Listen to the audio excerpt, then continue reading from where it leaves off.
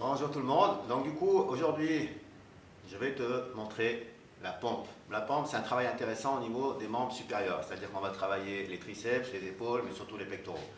Ce qui compte pendant cet exercice, c'est toujours de bien engager sa sangle abdominale. Ne pas faire sortir son ventre. Essayer d'absorber votre nombril pendant tout le mouvement. Donc, attention au placement, toujours. Au détriment de la vitesse. Sur certains exercices, type HIIT, où on est vraiment sur l'intensité sur un temps assez court, attention, pensez toujours, ayez toujours conscience de votre posture, de votre placement, et aussi de votre respiration. Voilà, là, je vous montre. On part à quatre pattes, positionne les bras, largeur d'épaule. Il faut essayer de fixer les omoplates, ne pas relâcher. Souvent, on peut voir un dos relâché, une tête rentrée. Non, alignez votre tête, poussez au niveau du sol pour fixer les omoplates et avoir les épaules basses. Attention au bassin, pas creuser trop le dos, pas relâcher, gainer. Donc première pompe, on peut commencer à genoux si on n'a pas l'habitude. Sur 30 secondes, à genoux, ça travaille, croyez-moi. Donc on va faire une petite rétroversion du bassin, on rentre un peu les fesses pour fixer les abdos. On inspire, on ramène tout en un bloc, poitrine au sol. Inspire, expire. Inspire, expire. Regarde toujours en direction du sol, ne regarde pas devant, il n'y aura pas d'hyperlordose cervicale. Inspire, expire, ok? Si vous y arrivez bien petit à petit ou tout de suite, pas de souci. J'ai entendu aligné. Le bassin est aligné avec les pieds et les épaules. Vous voyez, sur une ligne. Inspire, on descend. Expire. Si c'est trop dur, pas que en termes de force, au niveau articulaire des épaules, à ce moment-là, vous faites une demi-flexion.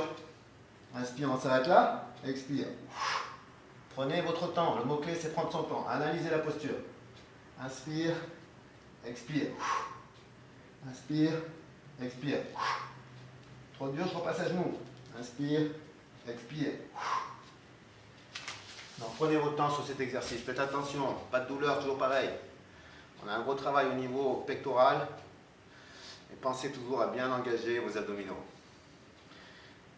On va partir sur le prochain conseil, ça sera le gainage. Le gainage est un travail très important. Beaucoup moins de risque de blessure que les abdominaux ou les mouvements où il y a du mouvement, c'est dynamique. Ok? Donc c'est un exercice qu'on préconise dans un tas d'activités, dans toutes les activités sportives, mais notamment chez les kinés, pour rétablir la posture, améliorer la posture, les muscles posturaux, les renforcer. Deux chaînes travail, chaîne antérieure, celle-ci, chaîne postérieure, le dos. Donc très simple. Pareil, je n'ai pas l'habitude, au départ je reste sur le genou. Les coudes, largeur d'épaule. On met une petite pression sur l'arrière pour fixer les omoplates. Il ne faut pas relâcher comme les pompes. On se redresse, on pousse sur les coudes. Épaules basses. Donc là, je peux mettre sur les orteils.